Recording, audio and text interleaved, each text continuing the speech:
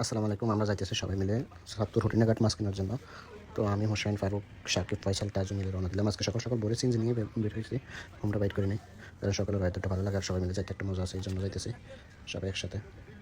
আমরা অনেকদিন ধরে প্ল্যান করতেছি, যাবো করে যাওয়া হচ্ছে না। আজকে কয়েকদিন ধরে তারপরে সবাই মিলে সিদ্ধান্ত নিলাম আজকে যেমন সকালবেলা সকালে আমরা বের হয়ে গেছি। রাস্তার পরিবেশটা ভালো, বৃষ্টি নেই, আকাশে ঠান্ডা ঠান্ডা।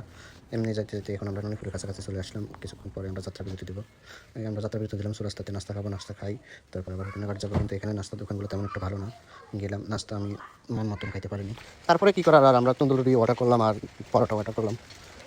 সময় সারাদিন কথা আর কি। আমার মামা অনেক ক্ষুধার্ত, সকাল থেকে উনি নাকি কিছু খায় নাই, তো ওই কারণে উনি তন্দুরি খাওয়া শুরু করেছে আর হোসেনে ওইখানে খাইতেছে। আসলে সবাই অঘুমিয়ে ছিল, কারণ সকাল সকাল ভোরে আমরা বের হয়েছি, তো এই জন্য হোসেনে একা একা খাইতেছে বসে বসে। ও দুইটা নিচে রুটি খাওয়া দাওয়া শেষ করে আমরা এখন আবার রওনা দিলাম। সো এটা হচ্ছে চৌরাস্তা, এই ভিউটা। আবার হরিণাঘাটের উদ্দেশ্যে রওনা দিলাম। আমাদের বাড়ি থেকে মোটামুটি দূরে আছে হরিণাঘাট, তো যাইতে একটু সময় লাগে। ফাইনালি আমরা হরিণাঘাটে এসে পৌঁছে গেলাম। তো এখানে আজকে সকাল সকাল বৃষ্টি নেই, অনেক গরমের জন্য আমাদের বেশি সমস্যা হইতেছে। আমরা ঘাটের দিকে আস্তে আস্তে যাইতেছি। আসলে কি বলবো, এখানে আজকে হয়েছে ছুটির দিন ছিল, তো ছুটির দিনের কারণে অনেক মানুষ এখানে আসছিল মাছ নেওয়ার জন্য। এই জন্য মাছের দাম অতিরিক্ত বেশি।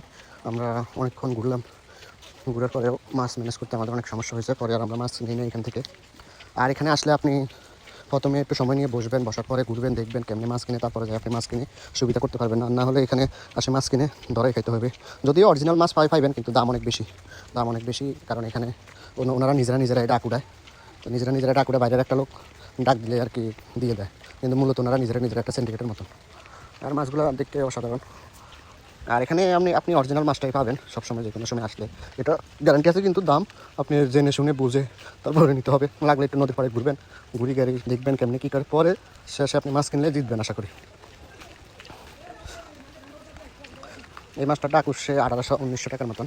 তা আসলে এই মাছটা ওজন হবে মাত্র 700 গ্রাম, কিন্তু 1900 টাকা এখানে 1900 টাকা দিয়ে কিনে নিছে। তো বাজারে তো এগুলোর দাম আরও বেশি। আসলে বাজারে যে মাছগুলো বিক্রি হয় এগুলো কিন্তু অরিজিনাল ইলিশ না। অরিজিনাল ইলিশ কিনতে হলে এখানে আসতে হবে। আর অরিজিনাল ইলিশ যেগুলো, এগুলোর দাম অনেক বেশি হয়।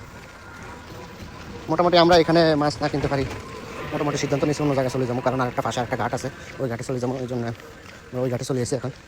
কিন্তু এখানে আসি দেখি এখানেও সেম অবস্থা, মাছ নাই, মাছ আসে না, বলতেছে মাছ অনেক লেট হবে আসতে পারে। আমরা এখানে বেশিক্ষণ স্থায়ী করি না, এখানে একটু ঘুরি, ছবি টবি তুলি, চলে এসেছি আমরা ওইখান থেকে। এখানেও একটা সুন্দর একটা পরিবেশ, এটা হচ্ছে বহরিয়া ঘাট বলে। আর সব কিছু শেষে